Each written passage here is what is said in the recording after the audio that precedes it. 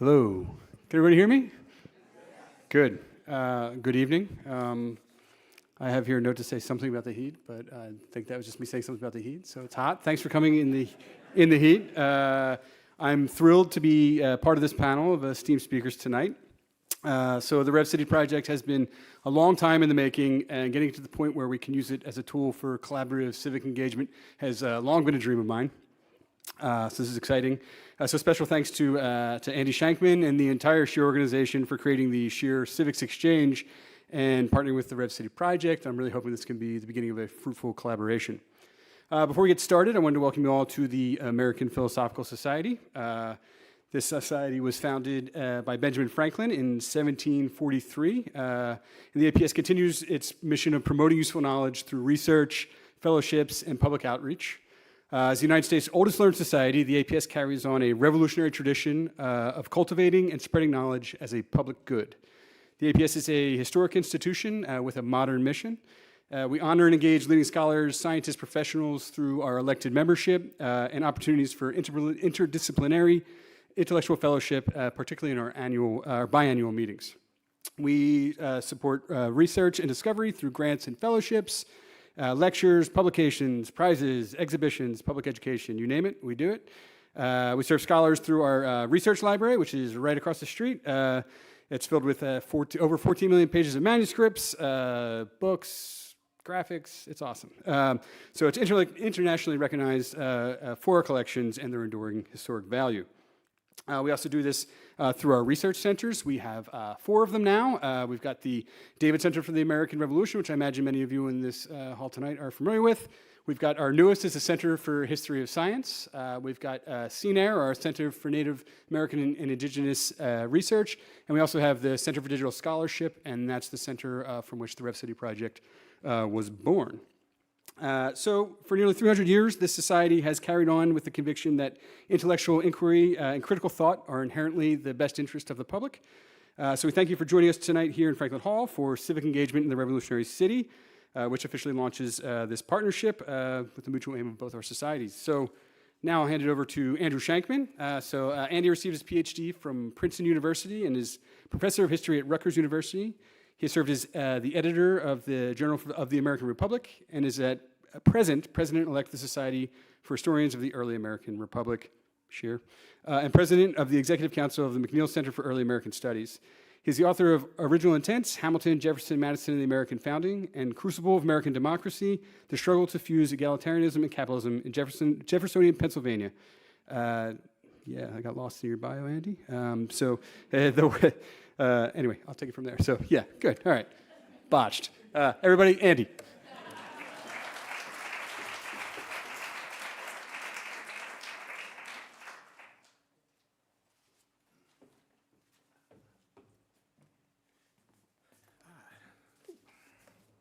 Secret drawer down there.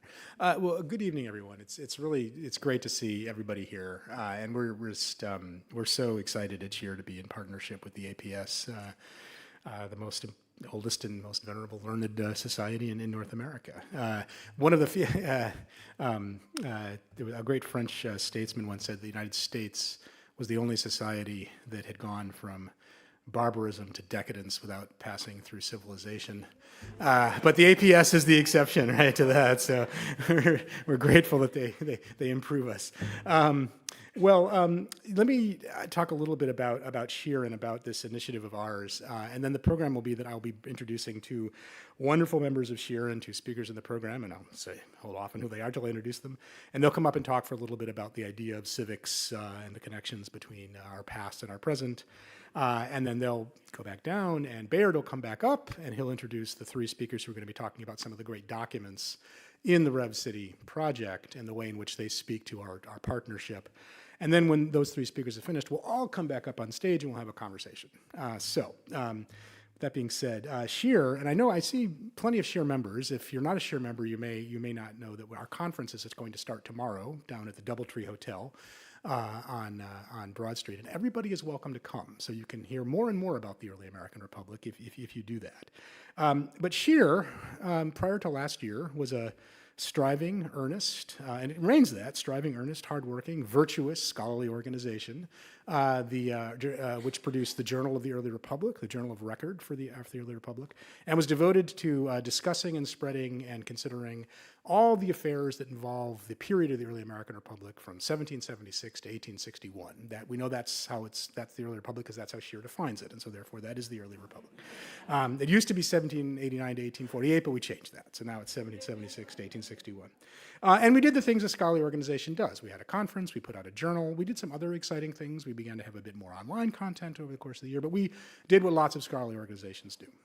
And then, roundabout last year or so, on or about last year, we began to have conversations about the moment we were in. And we concluded, a lot of us, that we were in a moment. It's a bit of a moment that we're in. And a lot of us, after having going back and forth, concluded that was by no means the most polarized moment in American history. Some of us pointed out, the Civil War. And we said, yeah, you're right, we'll give you the Civil War.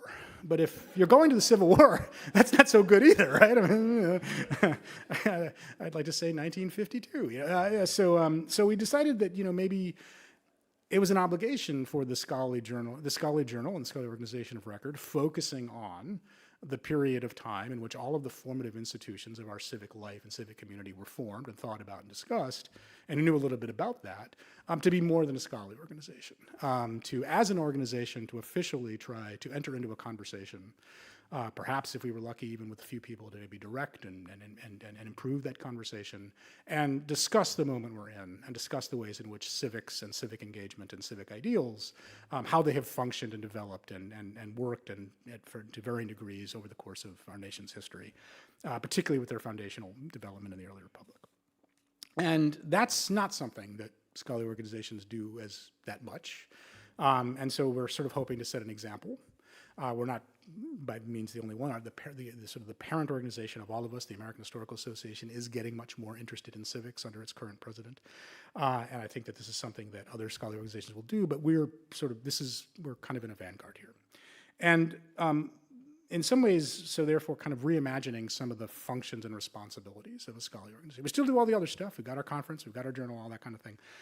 We're very recognizable, but we're kind of reimagining the purpose of this. And then we looked for partners, and one of the first ones we found was the wonderful American Philosophical Society.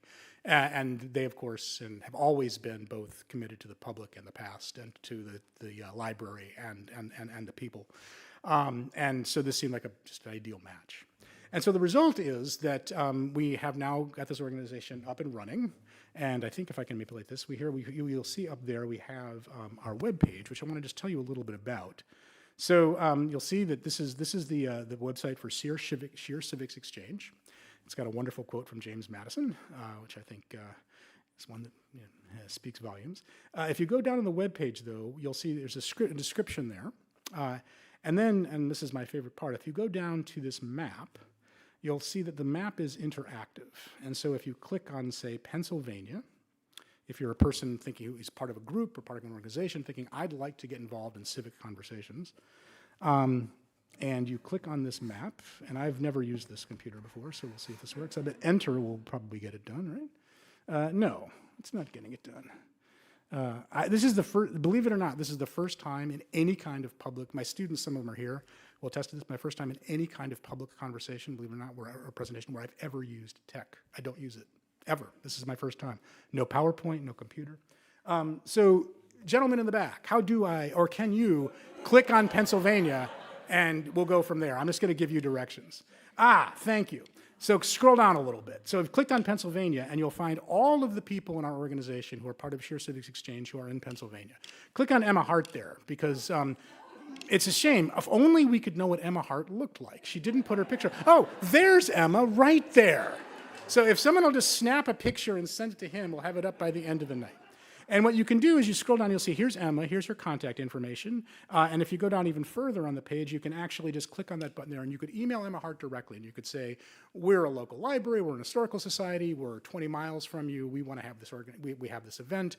Would you be interested in coming to talk to us? And then you can talk directly with Emma. And you can see then if you go back to the main map, there that while we're working on filling it out, and we have hired a wonderful scholar and member of the organization, Amanda Gibson, who's right here, who is now our SHEAR Civics Coordinator, and one of her goals is to turn the entire country green in our way, unfortunately only.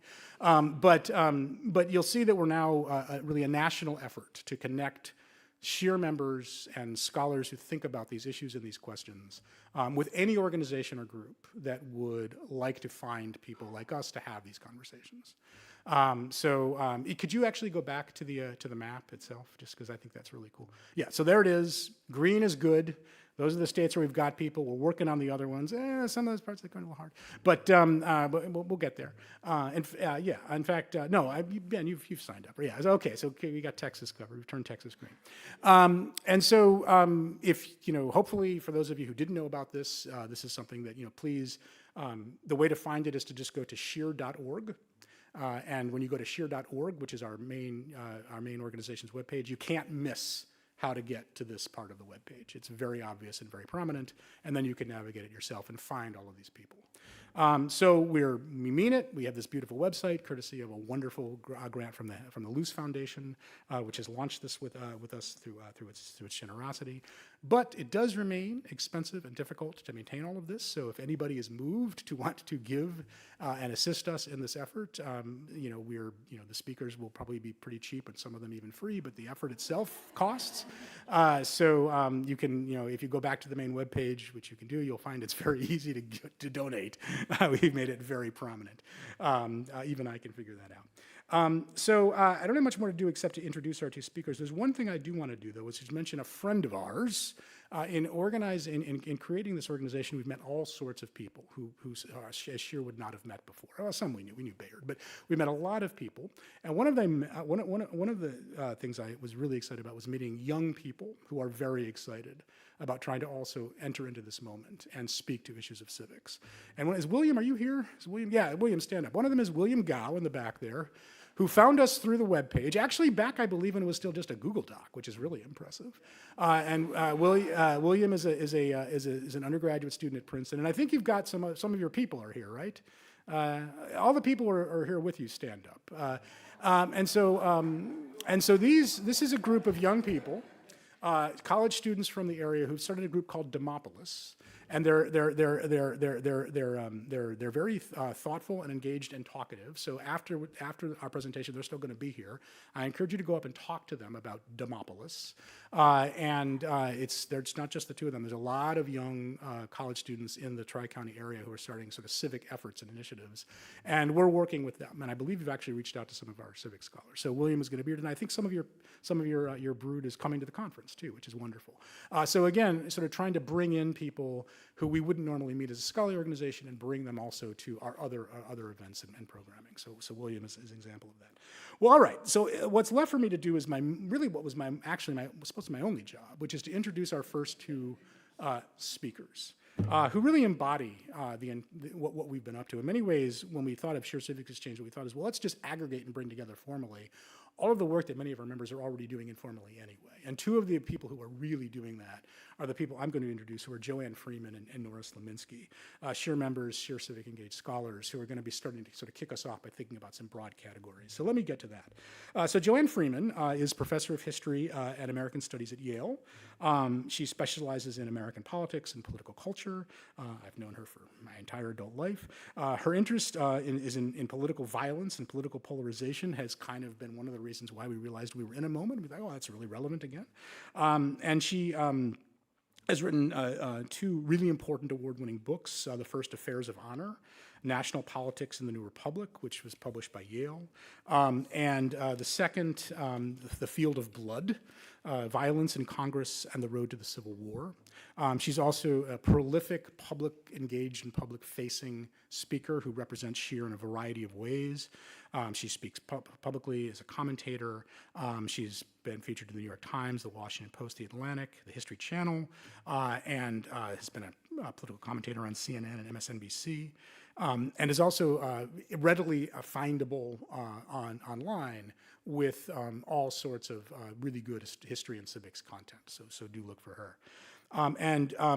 Just before Joanne speaks will be Nora Slonimsky, who worked with me for a long time in the Journal of the Early Republic, has performed virtually all of the service you could imagine a member of SHEAR performing up to this moment, and is associate professor and chair of the Department of History at Iona University, where she's also the director of the Institute for Thomas Paine Studies, which is also a very scholarly and public-facing enterprise. She's the author of the forthcoming book, The Engine of Free Expression, Copyright and the State in Early America, and co-editor of American Revolutions in the Digital Age. So they'll kick us off. Nora will speak first, then Joanne, and then Bayard will come back up and take the program from there. So thank you very much.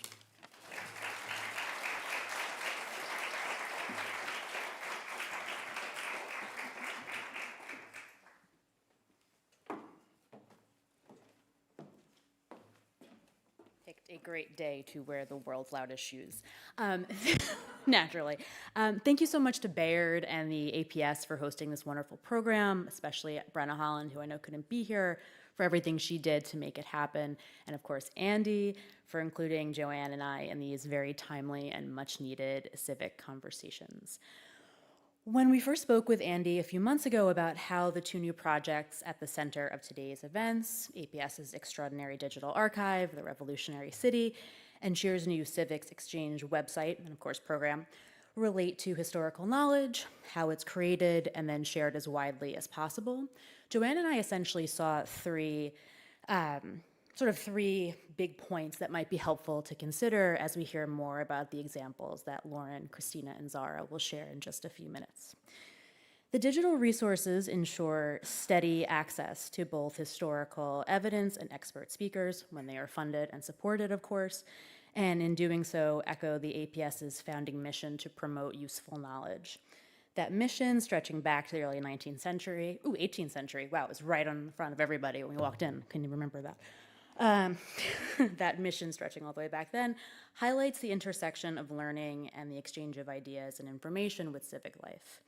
Joanne, who I don't think needs really any introduction at this point, is a leading expert of early American political culture and has extensive experience in how that history relates to our present moment, whereas I study the relationship that communication and expressions of knowledge have with government. And we could spend a lot of time talking about what defines useful, who gets to determine what useful knowledge is, and so on and so forth. But I think the key point in this very, very brief comments I'm going to share with you today is that it's useful is understood to have relevance to democratic and civic life.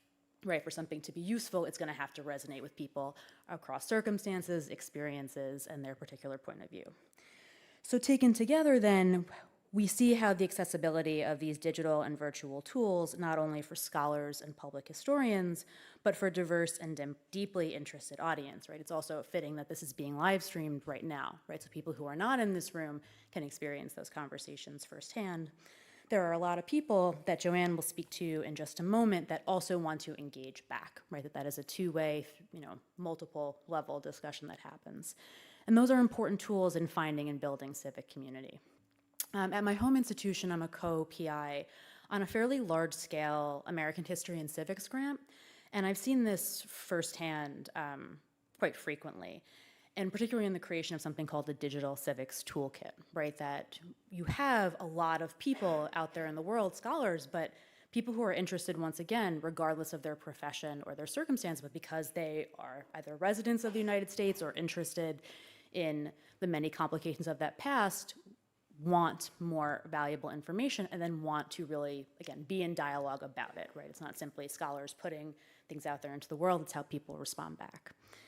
And part of this is an interest in finding answers to contemporary questions or concerns, but it's also knowledge for knowledge's sake. I would say in my experience on this grant, probably about 50% of the time, students, members of the local community, state and national communities that I get to talk with are like, well, how can this help me address X and Y and Z? And sometimes those are questions that would be obvious or sort of subjects that you would think are very intuitive, but other times it's things that are very, very specific and very like nuanced and niche in terms of, oh, well, this thing happened in 1750. Do you think that matters to this other thing? And I had never thought about it that way until the person had sort of shared it.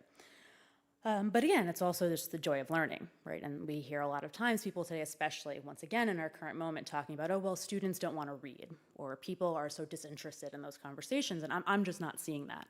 That has not been my experience, which is very heartening. And this is not to imply that digital community or those interactions that you might have in virtual spaces is a perfect answer to the challenge in the current civic landscape. Quite the opposite, as we are all confronting many of the harms that can be brought about by rampant mis and disinformation, concerns about programs from AI to social media, and the isolation and loneliness that people are struggling with in a time of profound disconnection amidst all these tools and ways in which you can, in fact, connect with people.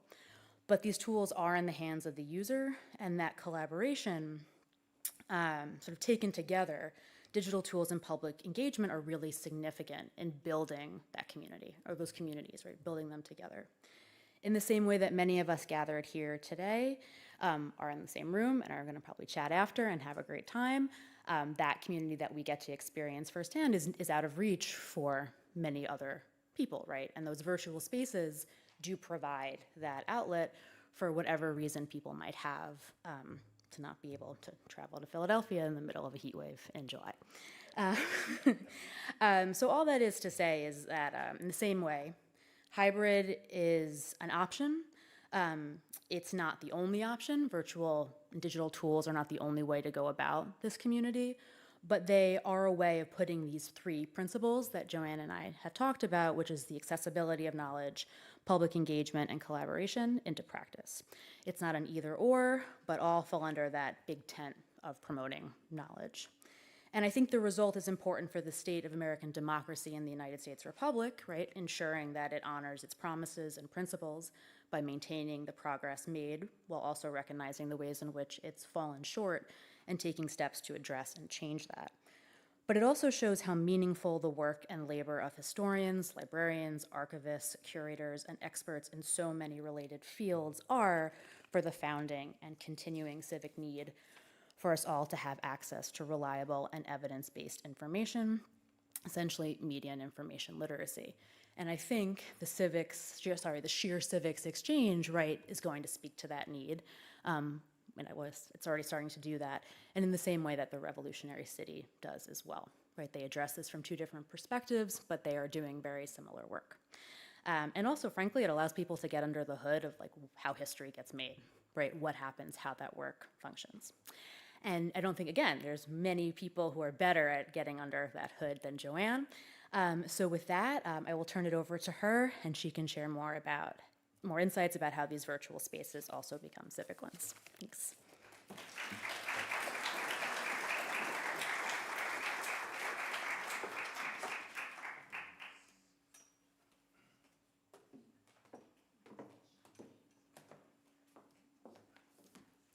And I bring the microphone way down. Okay. I will start out by saying I'm just so pleased to be here on behalf of this civic initiative and SHEAR. I mean, SHEAR is an organization that really should be doing that in this moment when there are so many founding era issues that are right in front of us all of the time.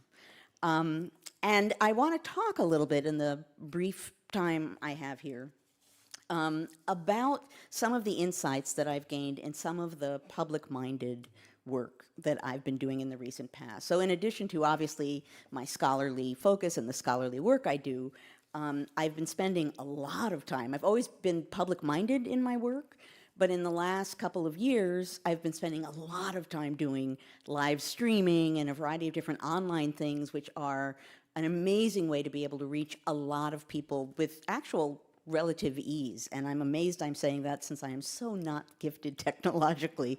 But the fact that I can do this says something for how easy it can be. Every Friday morning, I have a live stream that I've called History Matters and So Does Coffee, because I'm not a morning person. And we talk about history and politics. On Saturday mornings, Heather Cox Richardson and I have a conversation under the title, What the Heck Just Happened? And then a few nights a week, between 10 and 10:30 at night, I live stream on, again, under the title, A Few Thoughts for Those Who Can't Sleep, given that sometimes I'm one of those people, and talk about whatever happened that day and what it suggests historically or politically. And in all of those venues, in one way or another, I am talking about what would come under this heading of civic issues.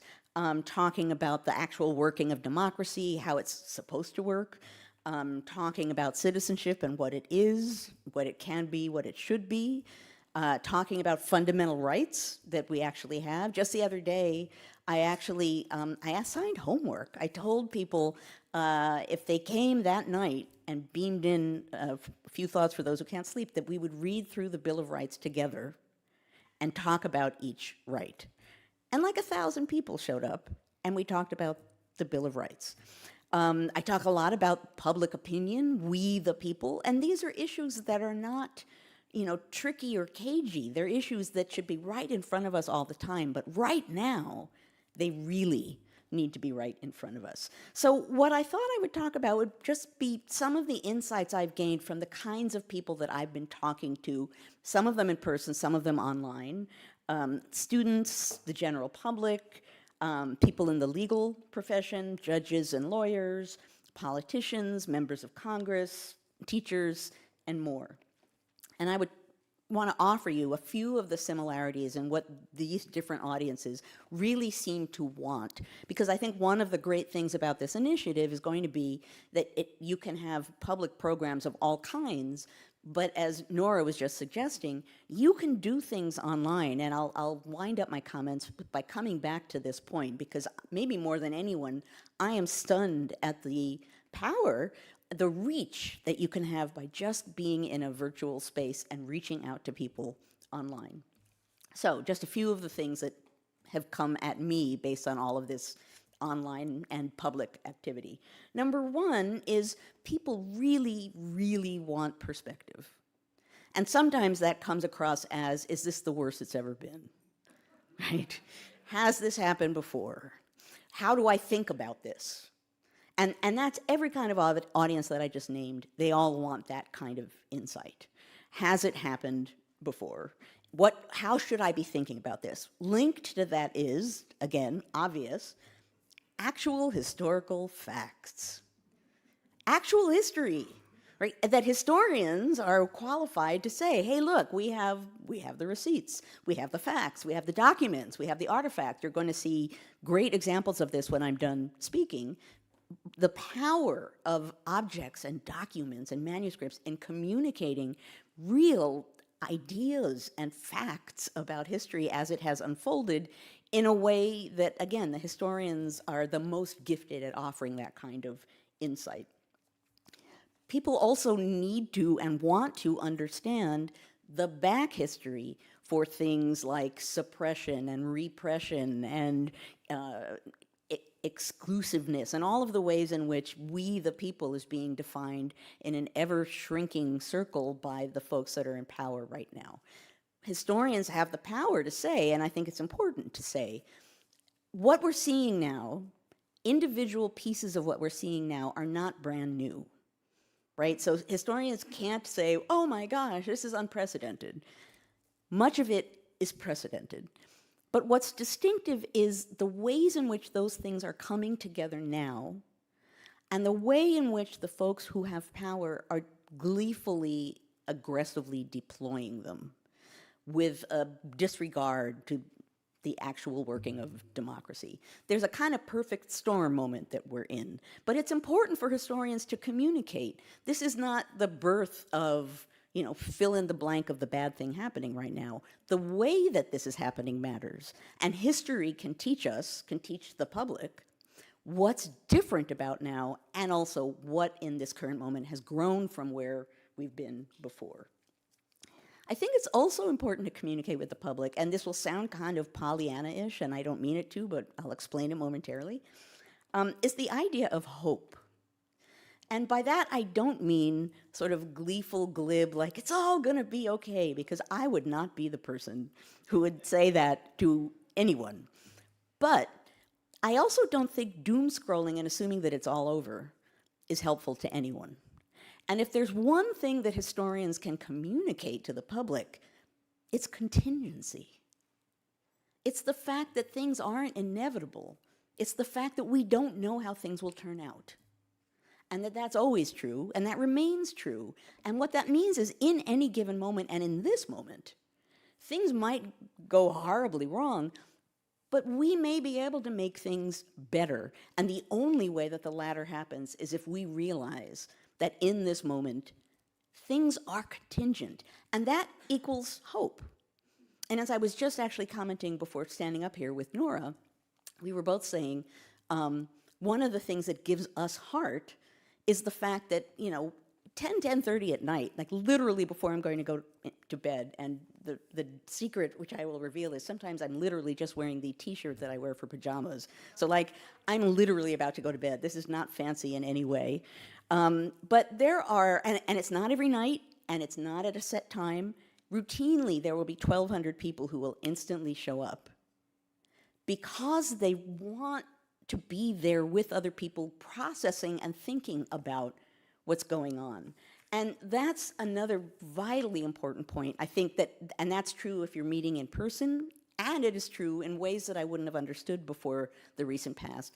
Online, people who show up, a group of 1,000 people, or 500 people, or however many, that shows up regularly in a space that is about conversation, in a space that is not confrontational, in a space that is about being together and working things through and asking questions, that becomes a community in a way that the people who are there feel.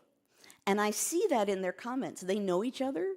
They talk to each other. They're familiar with each other. There are people who will say things like, I'm a little blue dot in a red state, and now that I've seen all you guys here, I'm going to go take part in a march. And I wouldn't have done that before because I didn't know there were other people out there who felt like I did. That's real power for people, to be in a space, a community-minded space, where people can see there are other people trying to figure it out, and other people who want to come together with other people and figure it out. So virtual communities, I can't believe I'm up here talking about like technology, which is really not me, but virtual communities have a profound impact. I'm a true believer now, just watching, and they meet up in real life. I mean, it's actually profound, and I'd be happy to talk about this with people independently afterwards because it's really been educational for me. I also say one last thing. I only have a few minutes here, I realize. One last thing that I want to mention about the benefits of doing something online as opposed to in person. And I experienced this before the last presidential election. I was sent to swing states to go to towns that did not normally get people, big name people coming, to just talk to people about democracy. And what was fascinating about that to me was it was a mixed audience where I went, and so there were people in the audience who looked very happy to be there, and then there were people in the audience with their arms crossed looking extremely irritated, but they were there. And people were hesitant about asking questions. But one of the smart things that the organization did was they put copies of my book on seats so that they would come up afterwards and have me sign. And when people came up to have me sign the book, then they asked the questions they were afraid to ask in front of other people. So one guy wanted to know, he said, I've never read the Constitution, does it say communists can't be president? And I could say, well, no, actually, let's talk for a minute. Virtual spaces can do that too, because people aren't necessarily branded there by their name. And they will ask things that they would be embarrassed to ask in another venue and get real answers and see how other people almost always say, oh, I wondered about that too. The Bill of Rights, there were people who said, oh, I didn't know that was a separate thing, or I've never read it, or whatever, things that we are the people who can get out there and just spread that kind of knowledge at a time when that's truly power, which is why knowledge is being contested on so many levels. So I guess I would say, at its heart, democracy is about communities. It's about we the people, in a variety of different ways. And this kind of initiative is a powerful way of encouraging communities of knowledge and offering accessibility to that in a way that we shouldn't take for granted. And I want to thank Andy and SHEAR and everyone that's been involved in putting this together, because I think truly it's an invaluable thing to have created. Thank you.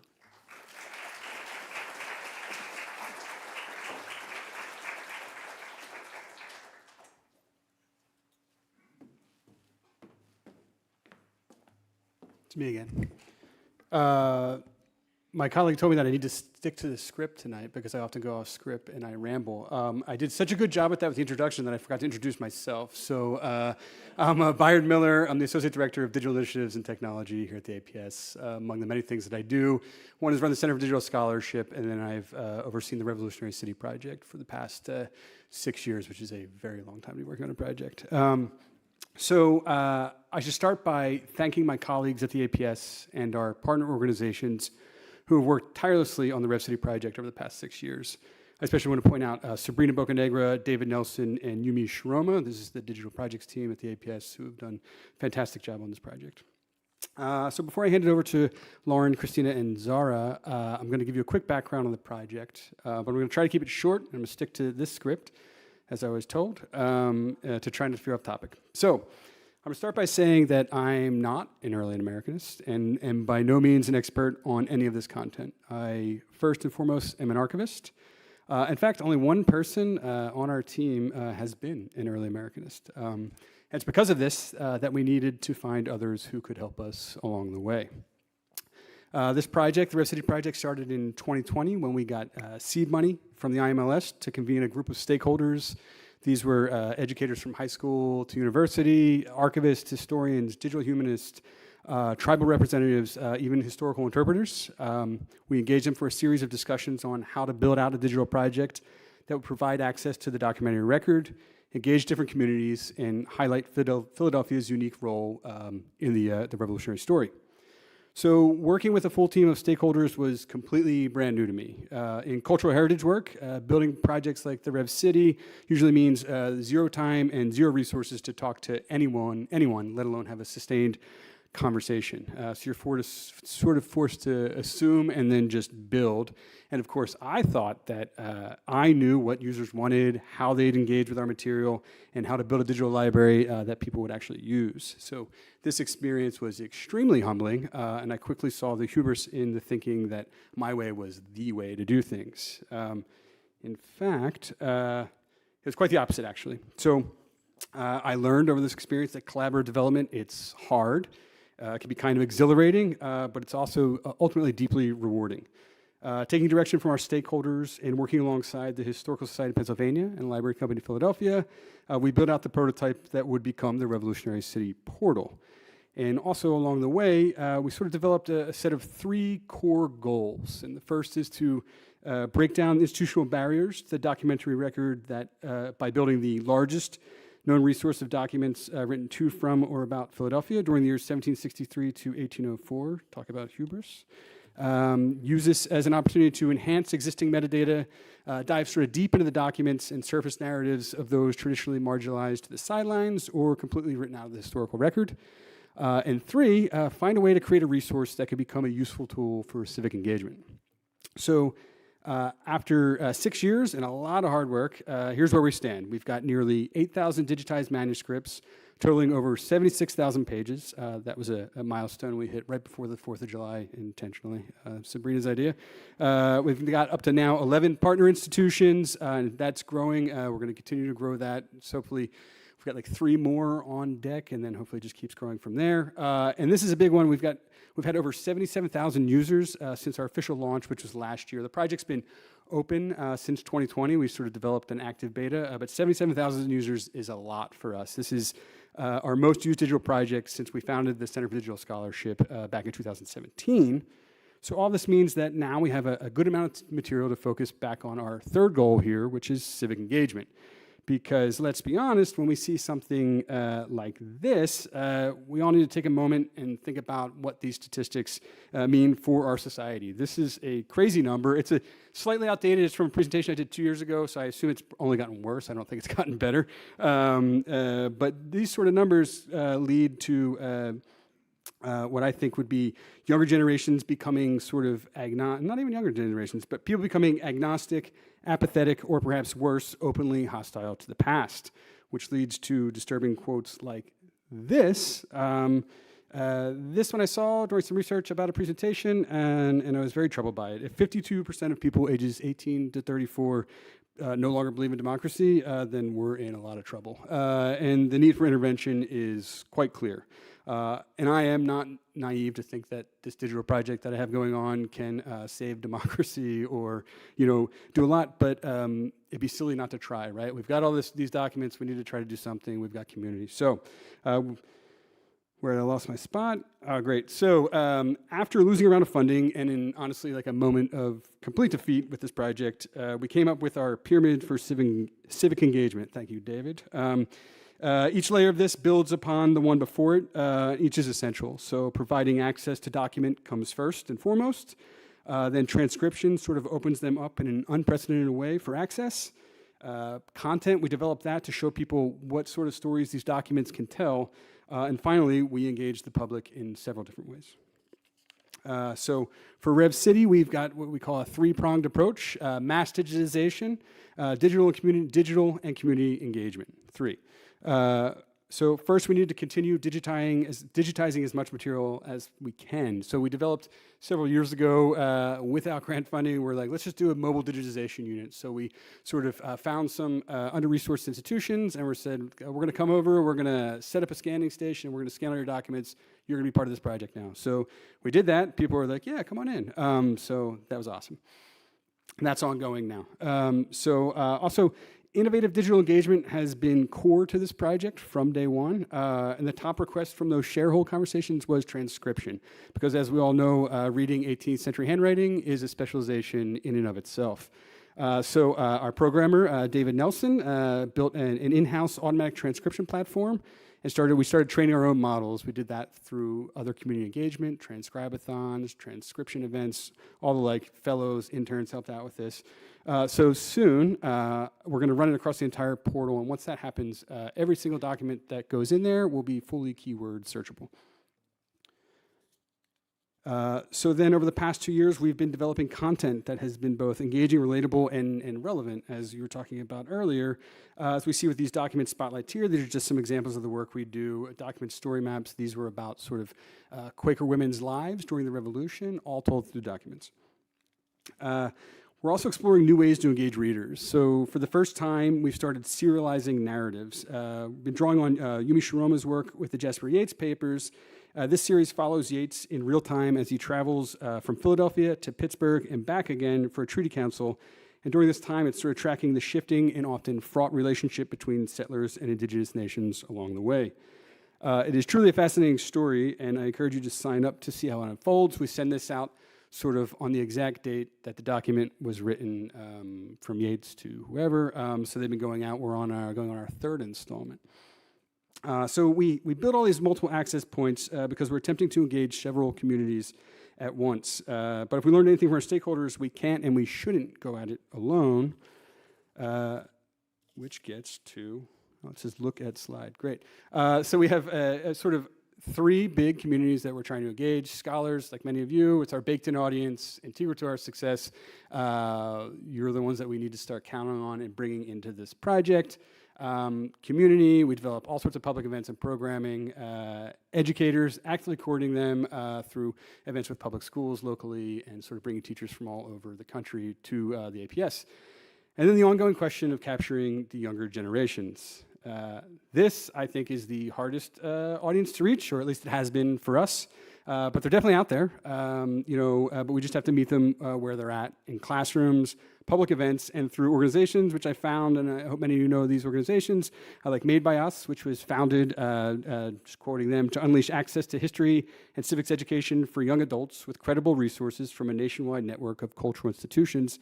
And then their sister organization that popped up for the 250th, Youth 250, which was founded to capture and amplify young people's experiences, connecting them to the past during this sort of crazy moment we're living through.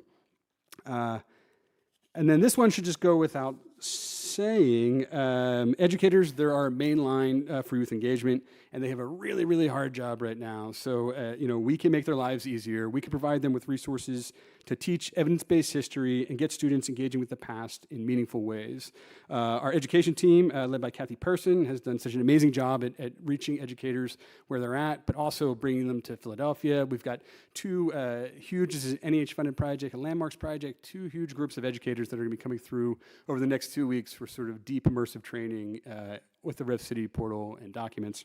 And we're hoping to do sort of co-collaboration with them on developing curricula and whatnot. Slide.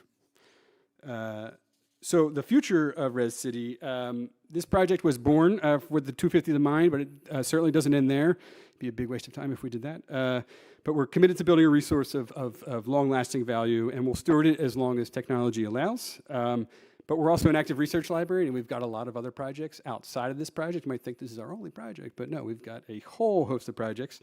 So we'll need to lean on grants and external collaborations to keep on going. Luckily, we just got some NEH funding to hire 2 resident scholars. So we're going to hire they're going to come on board in September-ish to help us sort of develop new content, reach out to communities, get people actively engaging with the portal. We also were able to hire a digitization technician to run our mobile digitization unit for us, so that's to sort of lean up some staff time. But we're really going to need to pull in external collaborators to keep momentum going after this. So my final slide is sort of a pitch to you all, to anybody who wants to get involved. This is very much a more is more project. If we've got the resources, and by resources I mean documents and sort of technical know-how, and you've got ideas, we want to hear it and we want to collaborate. This could be in the form of a scholar's blog post, which would be timely reflections connecting 1776 to today. It could be multimedia through educational videos for the classroom, or even shareable content for scholars and experts to bring history to the public. Or even just pushing it out to your networks and just getting these documents out there, getting people involved in the project. And if you're already using it, Rev City in the classroom, which I think a lot of people are, we just don't know about it. We really want to know, so always please send feedback.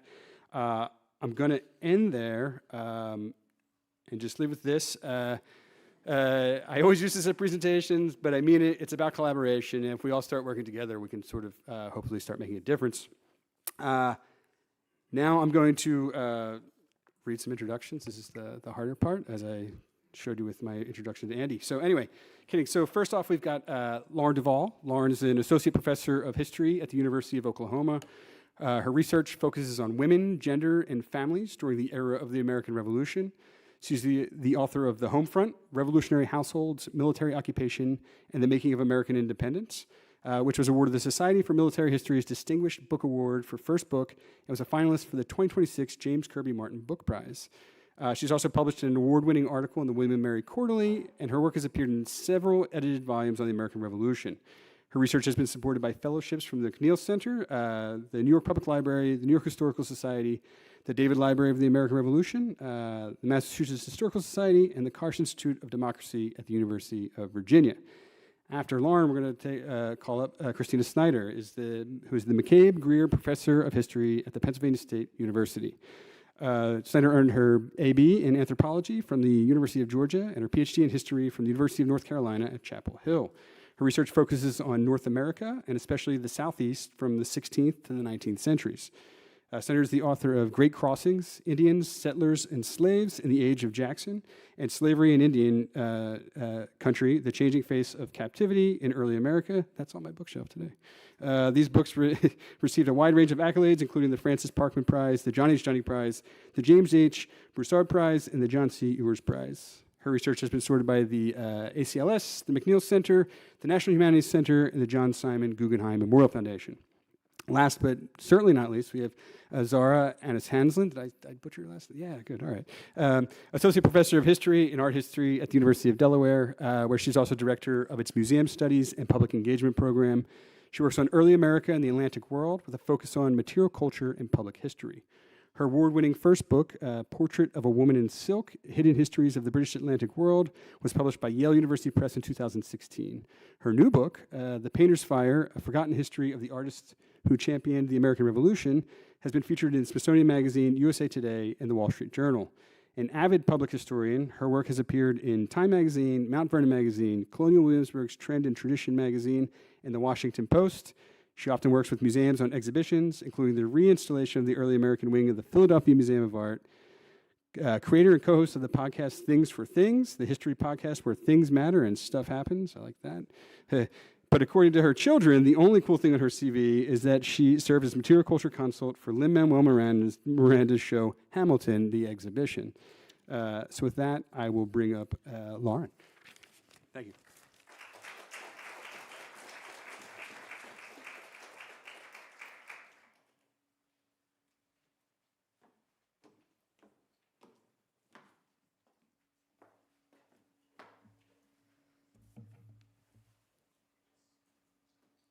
Did I touch something?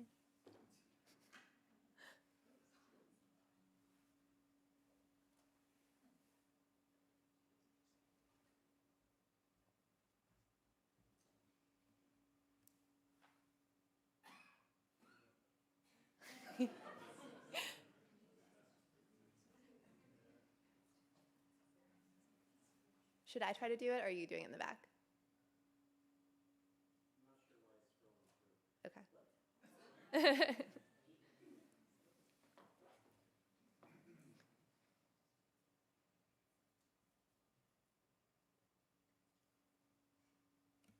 Just a minute.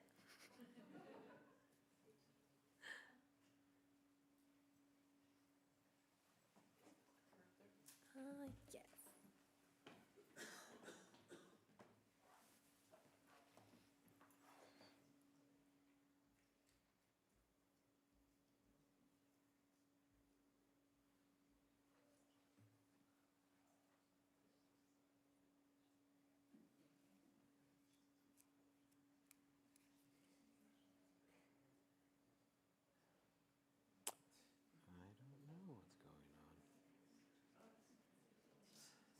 What if you unclick these timings?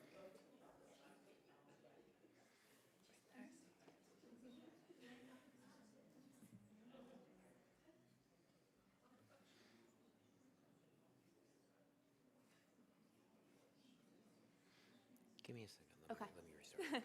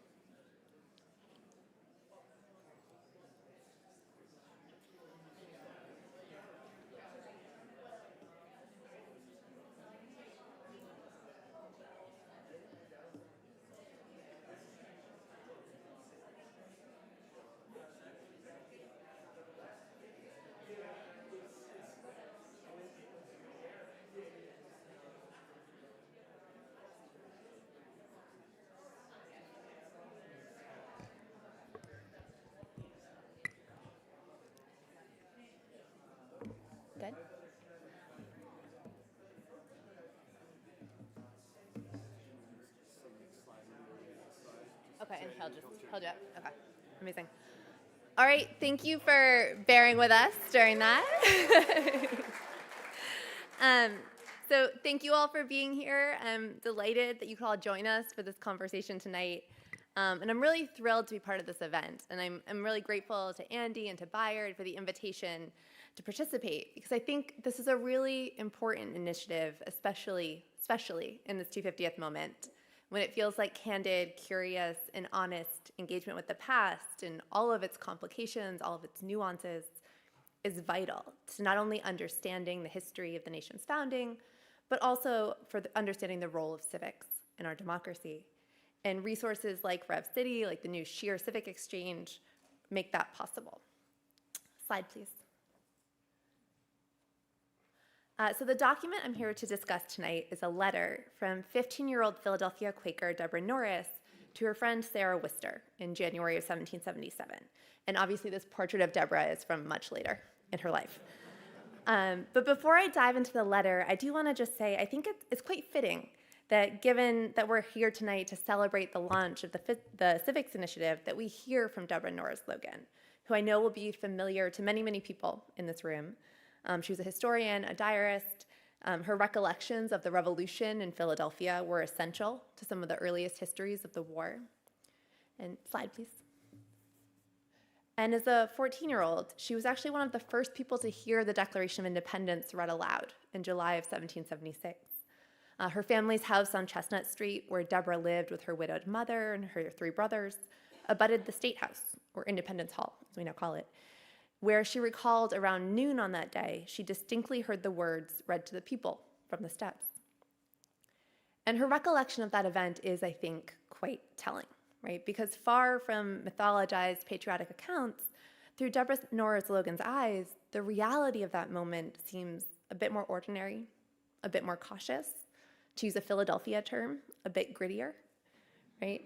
It was a time of fearful doubt and great anxiety with the people, many of whom were appalled at the boldness of the measure, she recalled. And the first audience of the Declaration was neither very numerous nor composed of the most respectable class of citizens. And this is a theme that I want to emphasize during my brief time tonight, because Deborah Norris's experience of the revolution, as well as those of thousands of women like her who endured and survived the war, are vital to understanding the conflict, its meaning, and its legacies. Whether holding down the home front, following the army, seeking freedom or employment behind military lines, or simply trying to avoid the war altogether, women's diverse wartime experiences help us to see that the drama and the warfare of the revolution was not contained to the battlefield, that it also took place on city streets and bustling neighborhoods, on rural farms and genteel parlors, that it took place in quiet moments and in spaces that we think of as far from the field of battle. And this perspective helps us to see that the war for American independence was truly a societal experience, one that, whether by choice or by force, drew people of all races, genders, statuses, religions, and states of freedom into its orbit as it engulfed their communities and upended their lives. But that they also, in this moment, did their best to retain a sense of normalcy over their lives, to protect their loved ones, to care for their communities. And recognizing this fact, I think, helps us to tell a truer, more inclusive history of the nation's founding, one that recognizes the deeply human nature of this moment. And I think this insight is vital as we think about the stories that we tell ourselves about the nation's founding and the type of nation that we want to build in 2026. Slide, please. So, to come back to this letter. In late January 1777, 15-year-old Deborah Norris wrote a letter to her friend Sarah Wister, or Debbie and Sally, as they called one another. Providing a kaleidoscopic view of wartime life, this letter offers a remarkable perspective on the lived experience of war for young American women. Debbie discusses the widespread death in the city, her fears of quartering Pennsylvania troops, her relief that Sally's siblings had recovered from smallpox. She describes their friend Nancy Pleasant's delight in visiting Philadelphia, and also her subsequent dismay at having to return home, a dismay that Nancy conveyed with a metaphor that was actually infused with the death that pervaded the city, declaring the prospect of her homecoming was almost like being buried alive. Debbie also recounted an intensifying disagreement between two friends over whether or not one of them had returned the other's visit, and she recounted her own efforts to mend the rift. And she had thoughts about two other young women who had adopted new hairstyles, and only one of them, she had heard, could pull it off. So entwining gossip, social drama, depictions of wartime life, this letter allows us to view the revolution in all of its complexities, and it underscores just how totalizing the war was for the people who lived through it, touching every aspect of their daily lives, their personal relationships, and transforming the cities where they lived. Slide, please. Oh, sure. Great, thank you. I long with impatience to see thee, Debbie wrote to Sally. But alas, our Philadelphia is not as it used to be. You can scarce walk a square without seeing the shocking sight of a cart with 5 or 6 coffins on it. Oh, it is too dreadful a scene to attempt to describe. The poor creatures die without number. Large pits are dug in the African burying ground, and 40 and 50 coffins are put in the same hole. This is really true. I do not exaggerate. Indeed, in this circumstance, I think it a sin to do it, she reported. Washington Square, or Potter's Field as it was called then, functioned as a public graveyard for the Philadelphia poor, along with free and enslaved Africans and African Americans. But during the Revolution, it also functioned as a military cemetery, first for Continental and then British soldiers, most of whom perished from smallpox and other camp diseases. Indeed, by April of 1777, so only 3 months after Debbie penned her letter, more than 2,000 American soldiers had already been interred there. And for civilians like Deborah Norris, military encampments introduced dangerous new circumstances into urban life. As thousands of unknown men descended upon civilian communities, diseases like smallpox and dysentery flourished. Troops required food, lodging, provisions, necessities that were frequently requisitioned from civilian inhabitants. And despite commanding officers' exhortations, it was not uncommon for men to plunder civilian homes or to assault inhabitants. And throughout the war, many women feared the elevated threat of sexual assault around military encampments, and they dreaded the arrival of troops at their door.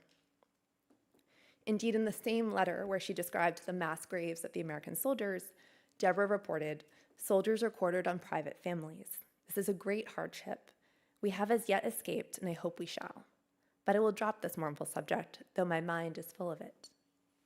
Now, only days before Deborah wrote this letter, the Pennsylvania Committee of Safety issued a resolve ordering the barracks master to quarter American militiamen on non-associators, right? So meaning those who refused to bear arms in the Pennsylvania militia.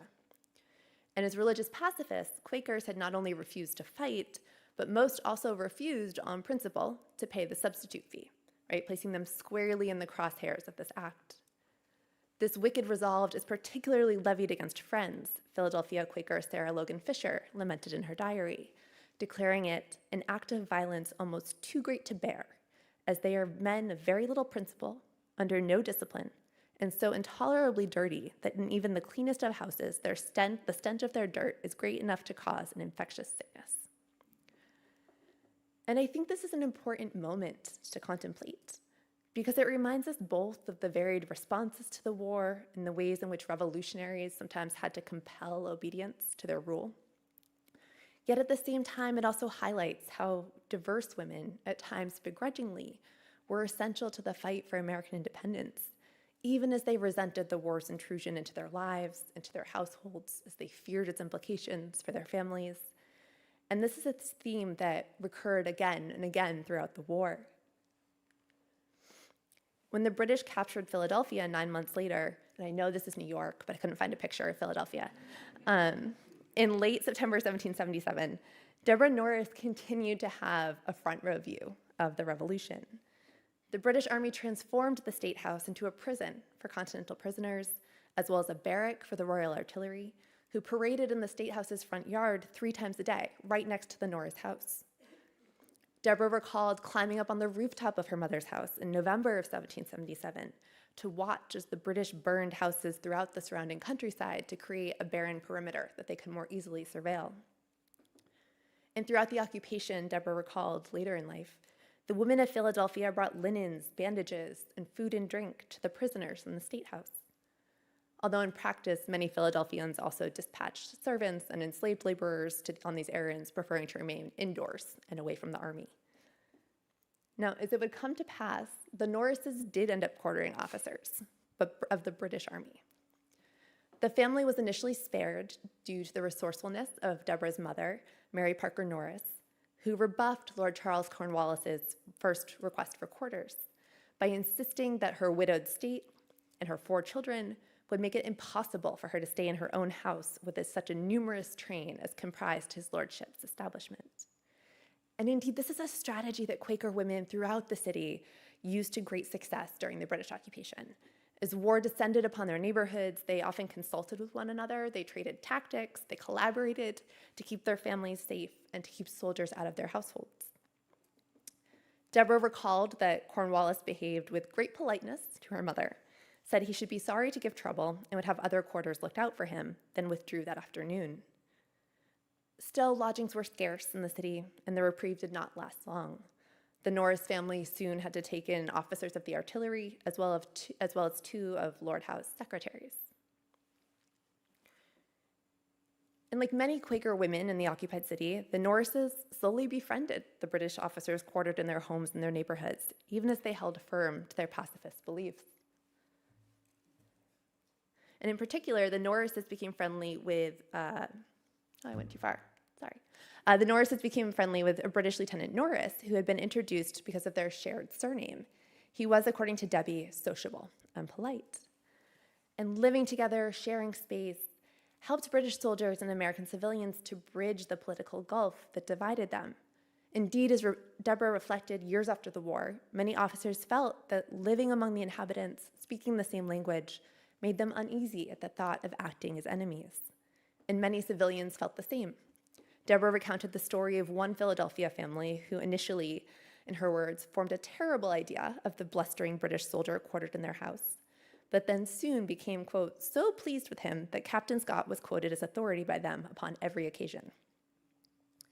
And for young women like Deborah Norris, Quaker sensibilities aside, British officers were also a source of entertainment and excitement. During the spring of 1778, Debbie and her friends eagerly strolled the streets of occupied Philadelphia, and they delighted in receiving soldiers' attentions.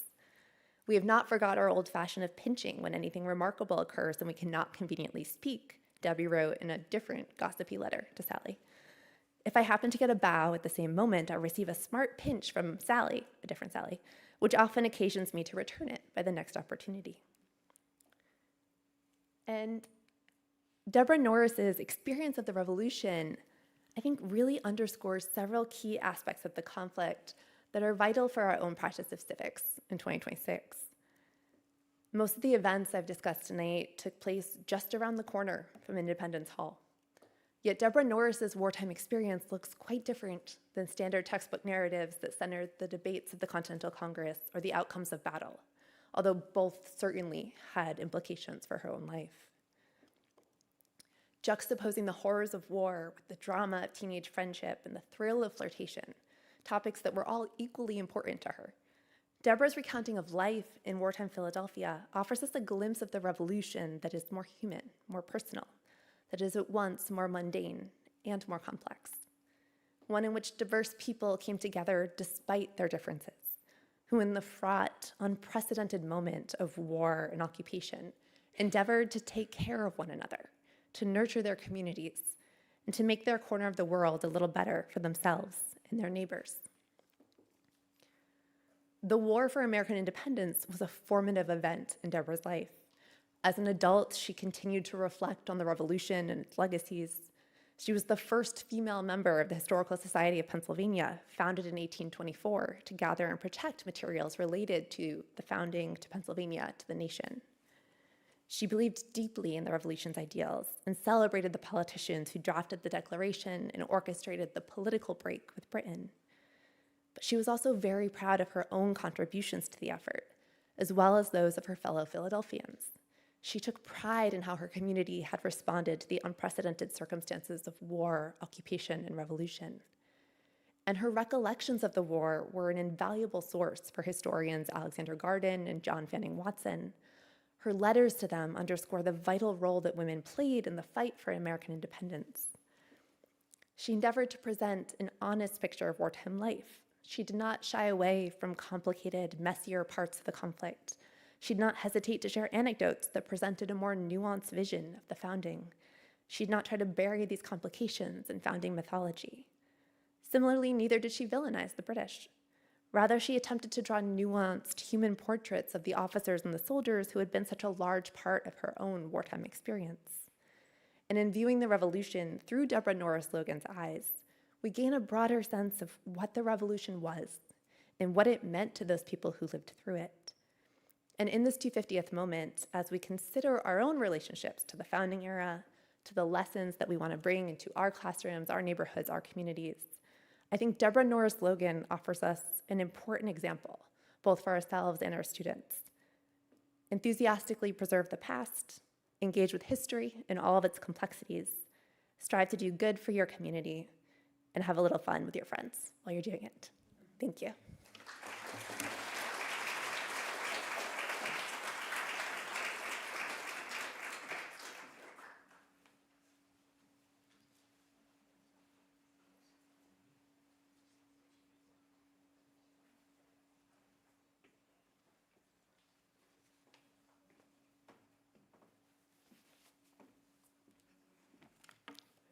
Good evening, everyone.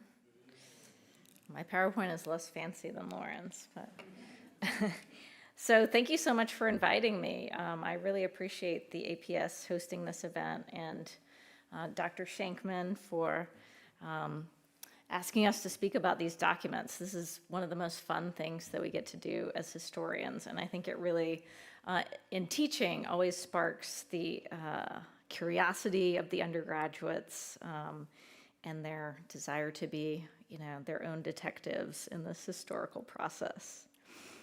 So the document that I'm going to speak about tonight from the Revolutionary City collection is a speech to the Ojibwe from the U.S. Commissioners from Indian Affairs from August 31st, 1776. And in particular, this is in the Jasper Yates papers, which are housed at the APS. Yates was from Philadelphia. He was a prominent lawyer. And from the summer of 1776 through December, he lived at Fort Pitt in what's now Pittsburgh, conducting diplomacy with various indigenous nations.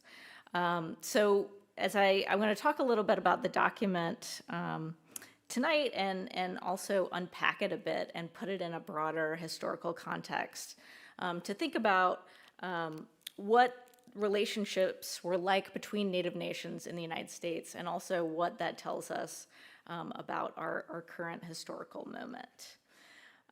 So first, let's see, I'm sure you guys can all read this, so just leave it up there. I don't think mine is one of the ones that has the text recognition yet, but I will read it for you. So I will give you guys some highlights and the general context of the document. So this is actually a speech that's enclosed in a letter from Yates to the president of the Convention of Pennsylvania. And in this preface to the speech, it says that Yates has received intelligence that, quote, a general Indian war may soon take place on the frontiers of Pennsylvania and Virginia. He also says that he fears that if there are any attacks from Native nations, that frontier residents would desert their settlements, which would cause them to flee into eastern cities, which are already overcrowded and chaotic, and perhaps also weaken Patriot claims on that western country. So there are strategic concerns here. In the actual speech itself, there are many interesting elements of it. So what I'm first going to do is to just kind of summarize it and read some key quotes, and then I'll unpack it a little bit. So what you'll notice here is that he repeatedly uses the salutation brothers. So basically every passage in here starts by addressing the native audience, the Ojibways, as brothers. So he describes the United States, first of all, as, quote, consisting of 13 large nations. So that's how he's describing the 13 colonies. Saying, brothers, we rejoice to see you and now want to make your visit as comfortable as possible. Then he starts in by a critique of the British, which is really interesting. And you'll notice like a lot of tonal shifts in the letters, in the letter itself. But he begins speaking about the British here. It is with great sorrow that we find that some of your people, meaning Ojibways, have been deceived and cajoled by the false representations of our wicked enemies to wage war against our brothers in Canada.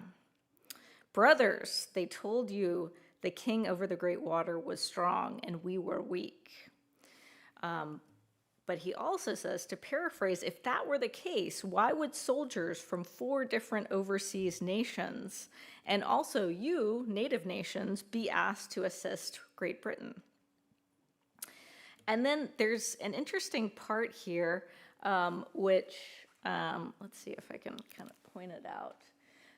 This looks like an addition here, which is scrawled in this kind of tiny print. And in this section, the speech refers to enslaved people being recruited to fight for Britain.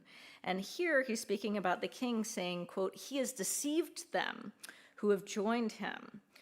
Some of these enslaved people, he claims, falsely, have been sent to the West Indies where they have been sold. This, brothers, is very wicked, he says.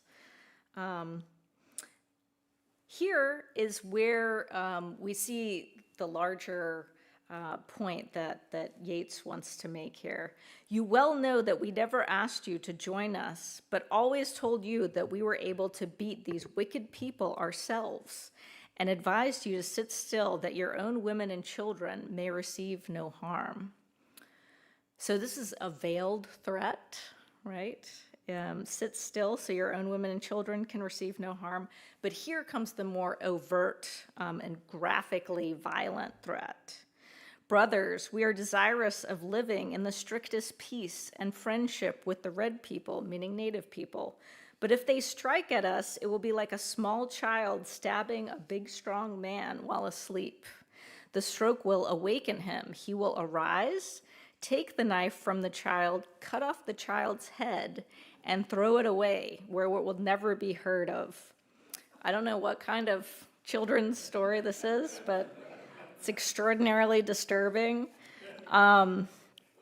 And then there's another tonal shift here, like let's think of something brighter to conclude this nightmare of a speech with. We're all sprung out of the same big island, North America, which is our common mother. Let us therefore live like brothers in peace and harmony. So that's the pitch that this delegation is making for the Ojibways of why to stay out of the war. So there's a lot going on in this document, clearly, and I want to take a few minutes now to think about some of the key elements here. One of which is our ideas about kinship and nationhood. So you'll notice in this opening remarks here, he's kind of explaining what is the United States. Well, it's this collection of 13 large nations. And I also want to underscore this language that is used of brothers, because part of what the commissioners are trying to do here is to play to their audience. And the first element of that is recognizing the sovereignty of Indian nations. Native nations were always called nations in the 18th century. That was the most common term that was used. Tribe was not used nearly as often. It was nations, and this is a recognition of a peer relationship, so one peer to another. And then the second element here is the language of brotherhood and kinship.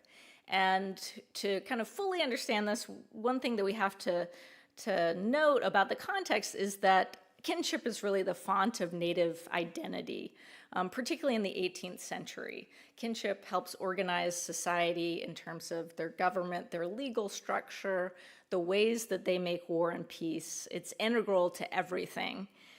And Native nations had different kinds of kinship systems. So not every Native nation had the same kinship system, which made it extra confusing for Americans and Europeans in general. There's a great article by Patricia Galloway that talks about how the French often use this term of the king your father when talking to Native nations in the South. And for Southern Native people, one's father is not actually a blood relation because they are matrilineal and their identity comes from their mother. So it's a real misreading of the situation.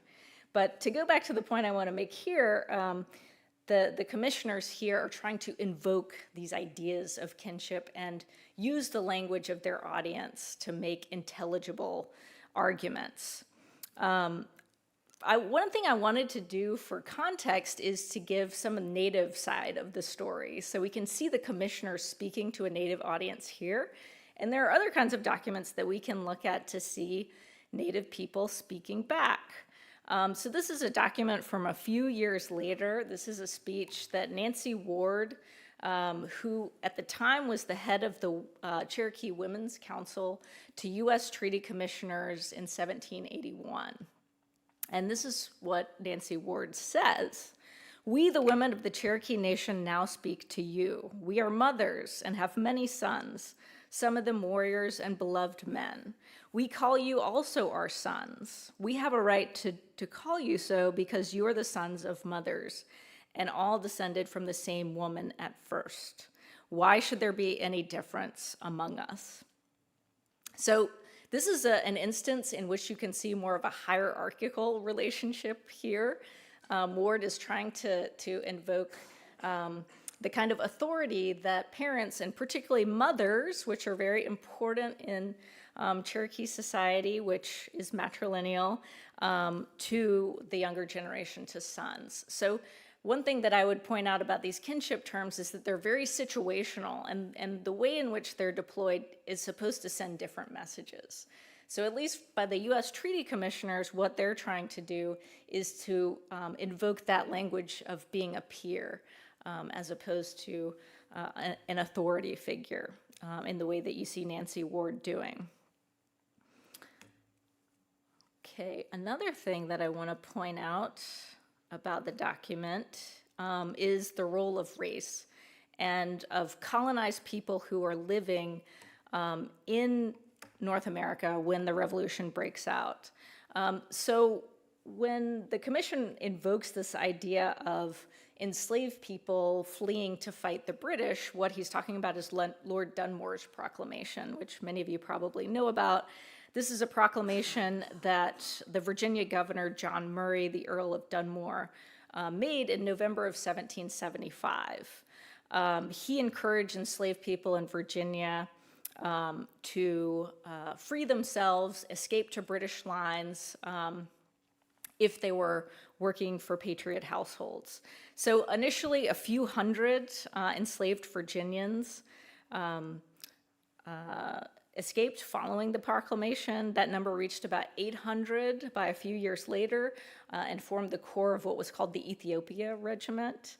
But this message more broadly was received through networks in the colonies, and up to 100,000 enslaved people fled patriot households to British lines during the American Revolution.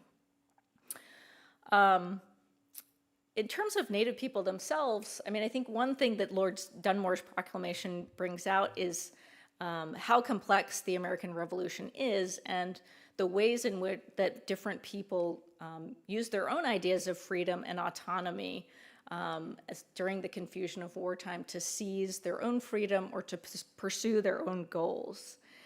One thing that is important to note in this context is that both the British and the Patriots engaged with Native people. Native people are key allies during this period. All the way up through American colonial history, Native people had fought in every conflict, every colonial conflict. So their military alliance is always sought after. They are always recruited as military allies. So something to notice is that this is a practice that has been going on for hundreds of years in North America. And it's actually interesting that here, the Indian commissioners are encouraging Native people not to take a side, right, to remain neutral. And I'll talk about some of the reasons why that is. But I should, as a side note, initially many Native nations agreed that this was a kind of civil war between Anglo-Americans and that they wanted to stay out of it. But later on in the war, many nations did take a side, and they usually took the side of the British. So from the Native perspective, what kinds of decisions are motivating them to ally or to stay out of the war? Another document I want to bring in helps us understand some of the reasons why so many Native people found fighting for the British much more attractive than fighting for the Continental Army. So at the very time that Yates was having this conference with the Ojibways and other Native people of the Midwest at Fort Pitt, patriot militias were invading the Cherokee Nation at the very same time. And in particular, they were reacting to a series of attacks by a faction of the Cherokee Nation called the Chickamaugas, who had attacked settlers who moved over the boundary that was set in a treaty of 1768 called the Treaty of Hard Labor. And just to give that a bit more context, one of the main issues that is motivating Native nations to think critically in this era about whose side to take was the Proclamation of 1763.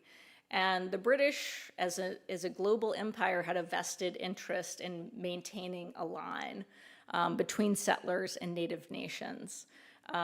They also sought to recoup expenses incurred during the 7 Years' War, and that is in part why they levied taxes on the Americans, which the Americans hated. So these larger concerns that are coming out of the 7 Years' War animate Native nations. And this is what leads this series of attacks by Chickamaugas in what's now Tennessee. So in response, the revolutionary governments of Virginia, North Carolina, and South Carolina responded by sending military which targeted the entire Cherokee Nation. At this time, this is a talk by a Shawnee emissary to the Cherokee Nation in 1776 that was related by Henry Stuart, who's the brother of John Stuart, the British Southern Superintendent of Indian Affairs. So the words of this Shawnee delegate to the Cherokees, he complained particularly of the Virginians. And Virginian is a term that Native people use to refer broadly to patriots. It's not tied solely to the colony of Virginia. It was kind of a general term that they used. So these Virginians, who after taking away all their lands and cruelly and treacherously treated some of their people, had unjustly brought war upon their nation and destroyed many of their people. And that in a very few years, their nation, from being a great people, were now reduced to a handful. That their nation possessed lands almost to the sea shore, and that the red people who were once masters of the whole country hardly possessed ground enough to stand on. That the lands were where but lately they had hunted close to their nations were thickly inhabited and covered with forts and armed men, that wherever a fort appeared in their neighborhood, they might depend there would soon be towns and settlements. That it was plain that there was an intention to extirpate them, which is an 18th century word for exterminate, and that he thought it better to die like men than to diminish away by inches. So you can see the concerns that the delegation is discussing here have to do with invasion, settlement, violence. And these are some of the concerns that animate Native people when they're thinking about alliance during the American Revolution. So just thinking ahead to, what we can learn about these documents as we think about our own historical moment. One just general observation that I want to make, which Ned Blackhawk has also made in his most recent book, is that we don't often think about documents relating to Native nation as part of our founding history of the United States, that we don't often think about treaty minutes or councils as part of the founding era, but it very much was. Indian affairs are the most important international aspect of U.S. governance during this period. This council that is represented here was one of many councils at Fort Pitt with Western indigenous nations. There was another delegation of Lenape or Delaware people who met at Fort Pitt in 1778 and concluded the first formal treaty with the United States, between the United States and a native nation. And one of the articles in that treaty says, it talks about the creation of a 14th state composed of tribes friendly to the United States. And this is what the article says: whereof the Delaware nation shall be the head and have a representative in Congress. This is not the only treaty that has a kind of provision for Native American representation in Congress. There was another treaty that was concluded with the Cherokee Nation in 1835, the Treaty of Newachota, which also promised congressional representation. And that article in particular has come up periodically throughout time. Neither one of these articles has been honored. But part of the point that I want to make in thinking about these early councils and in thinking about congressional representation is that this founding era is a space where Anglo-Americans are thinking critically about plurality within their own nation. This is already an incredibly diverse space where there are enslaved people, there are native nations, there are people speaking different languages who have different religions. And there's a question about how to contain all that diversity, who belongs and who doesn't belong. So these kinds of conversations have been happening since the very founding of the country. And just to bring up one of the ideas that Joanne mentioned earlier is contingency. People in that moment did not know what the United States was going to look like. They did not know if the 14th state was going to be a Delaware state that was a native majority state.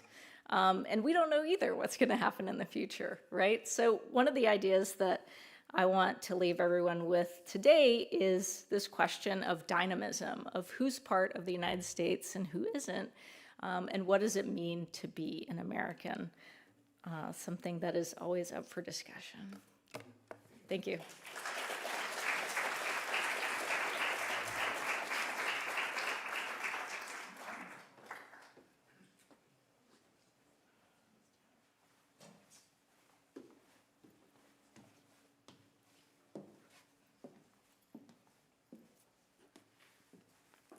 I'd like to echo everyone's thanks for being here, and to our hosts at the American Philosophical Society. One thing Bayard did not mention in my bio is that I would not have finished my newly released book without being a fellow here at the David Center, so I owe a great debt of gratitude to this institution. And I'm always happy to do anything Andy Shankman asks me to, but this is particularly an inspiring and wonderful event to be part of. So I am the caboose of this train. And like any good caboose, I'm going to try to be short and sweet so we can get everyone back up here to have a conversation. So I am dealing with a letter today that is both undated and unsigned, which on the face of it might seem to be a conundrum for a historian. But thanks to the work of fabulous archivists who solve these historical mysteries for us, I can tell you that this is in fact a letter written by a famous American soldier, patriot, artist extraordinaire, someone you probably have heard of, not a forgotten artist, Charles Willson Peale. And because of the circumstances that he describes in this letter and the fact that its recipient, his brother, St. George Peale, died in 1778, we can surmise that this was written sometime in the 1777-1778 time period, so overlapping with what Lauren talked so evocatively about in terms of the occupation of Philadelphia. So this is an example of a letter that is saved because of who wrote it, right? Anything written by Charles Willson Peale is going to be saved. He would love it if I stood up here and said that he's a man who needs no introduction, but I'm going to give a little bit of an introduction because, you know, all due respect, Charles Willson Peale, I don't want to assume that everyone knows who he is. So he was an artist who was born in Maryland in 1741, moved to Philadelphia during the American Revolution. Sons of Liberty, soldier, politician, very briefly, artist, museum founder, naturalist, scientist, American Philosophical Society member, husband to 3 wives, not simultaneously, and father to 18 children. So he was busy in every sense of the word. His brother, St. George, to whom he's writing, is also a patriot, also an aspiring artist. But what they're talking about is not their shared artistry in this case, even though we know that Charles Willson Peale took it upon himself to train his brother when he returned from his own training in London under the tutelage of American artist Benjamin West. Instead, what he discusses are the sort of mundane, everyday things like family, personal news, financial and food concerns, his desire to purchase labor, and the fact that he doesn't have a horse, which hampers his ability to travel. So very sort of, you know, everyday subjects in some ways, but it's all taking place within the context of war and its deprivations. And I think this is a fascinating letter because it shows a brother's correspondence, one who will sadly soon die and never reach his potential as potentially an amazing American artist, and a man who at this point in time is not yet famous but will become so, and is much more concerned about some deprivations his family is facing than whether or not he will go on to found the Pennsylvania Academy of Fine Arts, which is not even a glimmer in his eye at this point. So his brother St. George, to whom he is writing, is shown here on the left in this group portrait that Charles Willson Peale painted over many years. Began it in 1773 and didn't finish it until 1809, which had the advantage of allowing him to simultaneously illustrate living and dead relatives, as well as his dog in the front, whose life did not, you know, sort of coincide with some of the lives of these people depicted here. He also has some wonderful, you know, the 18th century loves to smack you over the head with symbolism. You know, it's the peels because there's an apple peel, pun intended, on the table. And it also shows his teacher, Benjamin West, is one of the busts. And I think this is a very sweet picture because it shows sort of brotherly rivalry. You know, the brother James is kind of making fun of St. George's ability or not to draw, while Charles Willson Peale hovers above, trying to tell them how to get it done. And it's interesting that this portrait was obviously very important to Charles Willson Peale because family is absolutely central to this letter. And networks are central to this letter. But this letter speaks of family in the context of war. And I think that Peale, as a former soldier, and one of the things that he discusses in this letter is the fact that he'd written to his brother about the time he was leaving the army. So this is a soldier who's hung up his weapons at this point in time.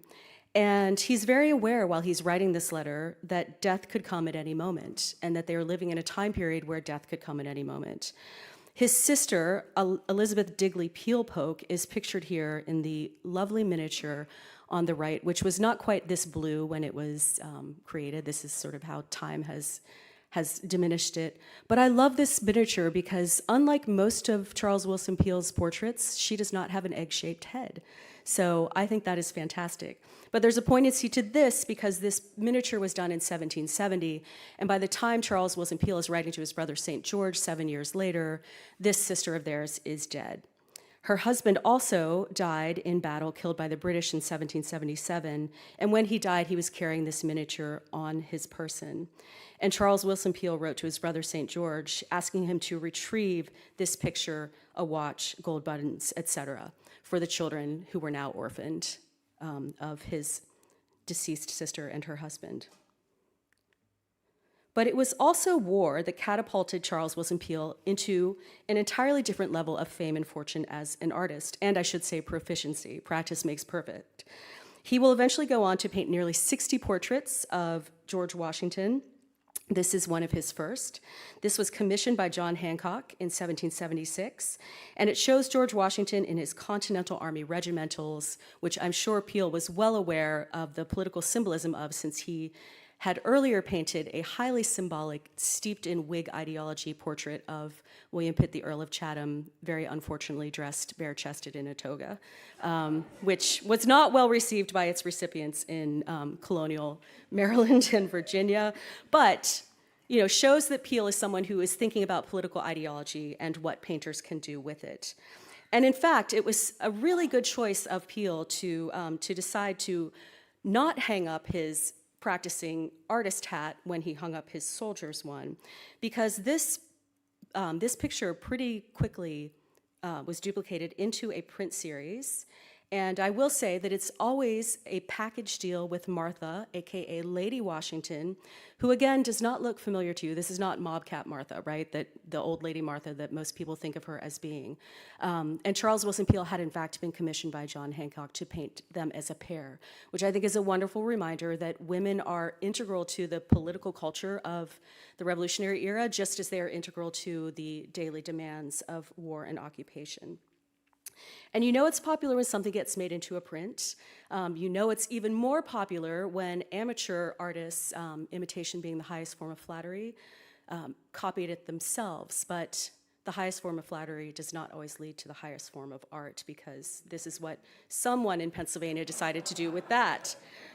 And these are at the Winterthur Museum, and they're just as bad as you think they are. But what I love about them is it is this reminder that, Charles Willson Peale is having an immediate impact on how Americans are thinking about the political culture of the new United States, and they are thinking about Martha Washington and George Washington as a package deal.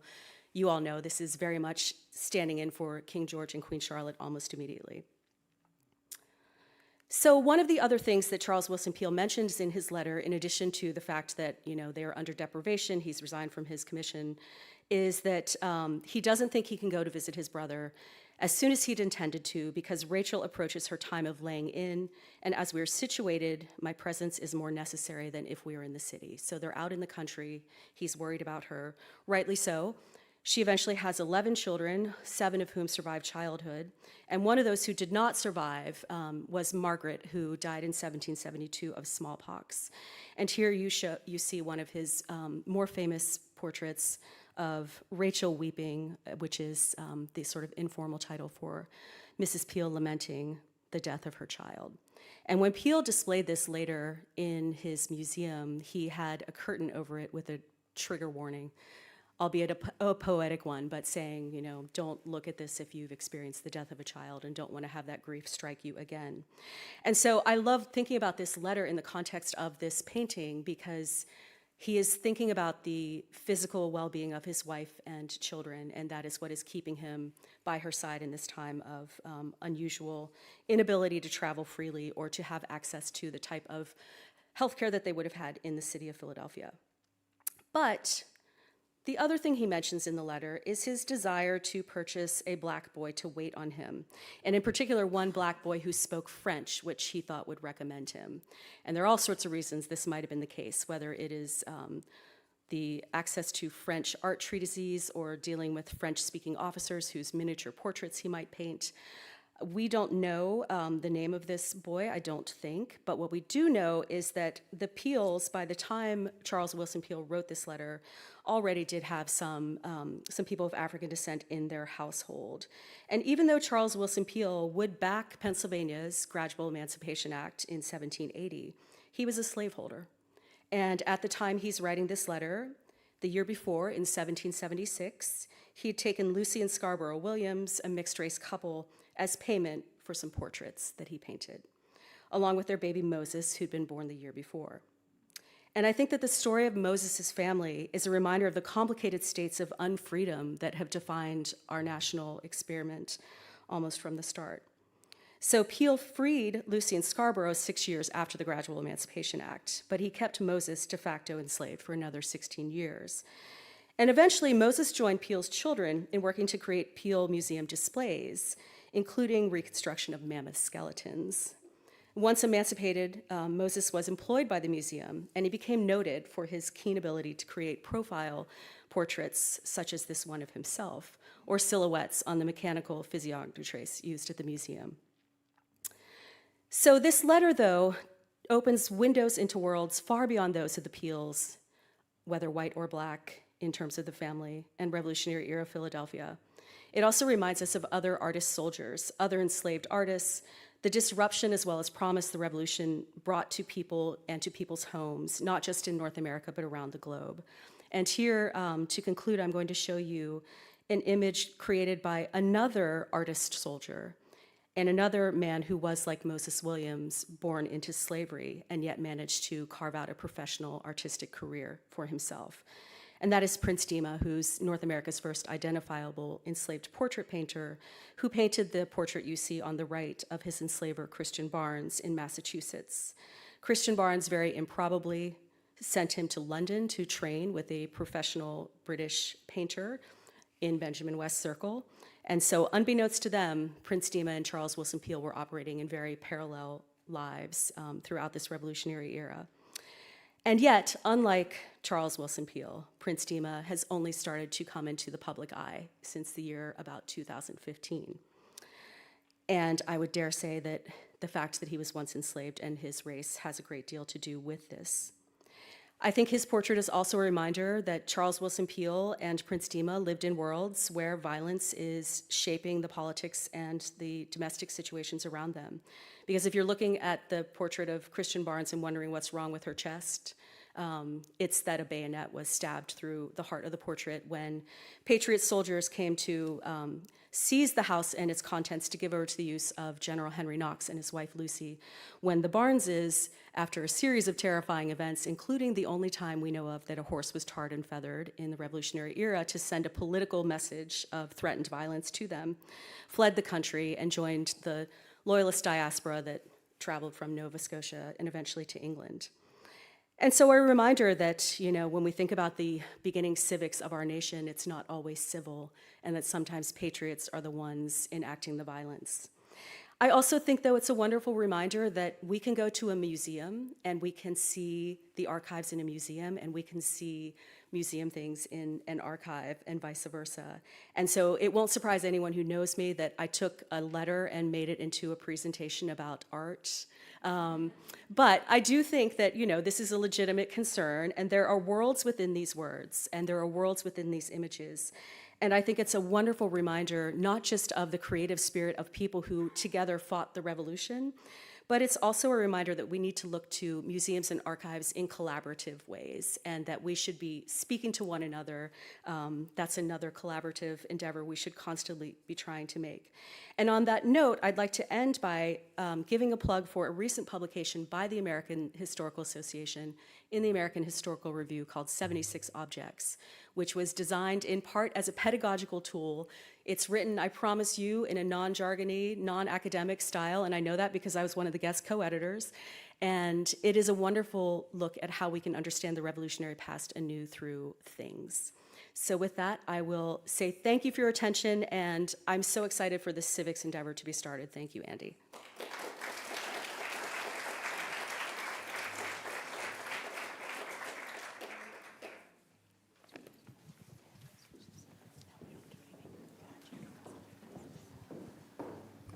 So we're way over time, so unfortunately we're going to have to move on from the Q&A. But that was a really great way to end, Zara. I'd like to thank all of our presenters. Please join me in thanking them. It was a great conversation. If you need any more information or want to follow up with anybody, please do. You can always reach out to me as well. So thank you all.